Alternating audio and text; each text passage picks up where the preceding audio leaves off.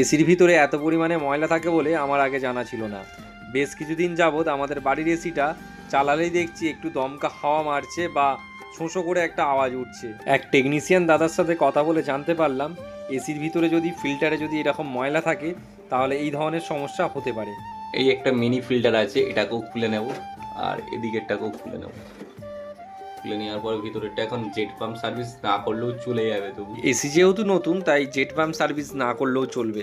কোনো রকমে একটু ময়লাটাকে পরিষ্কার করে দিয়ে আবার যেমন ছিল তেমন করে দিলেই আপাতত এখন কিছুদিন চলে যাবে। আর এই ফিল্টারও আসতো নিজেরাই করা যেতে পারে, কোনো মিস্ত্রির প্রয়োজন হয় না সেভাবে। তবে জেট পাম্প সার্ভিস করা অবশ্যই দরকার, বছরে 1 থেকে 2 বার। দেখতে দেখতে কিছুক্ষণের মধ্যে আমার এসির ফিল্টারগুলো লাগানো হয়ে যায় কমপ্লিট। এবার এসিটা চালিয়ে দেখে নেওয়ার পালা যে ঠিকঠাক চলছে কিনা। এসির সুইচ দেওয়া মাত্রই সুন্দর স্বাভাবিকভাবে এসিটা চলতে থাকে, সেভাবে কিছু আর প্রবলেম দেখতে পাওয়া যায়নি।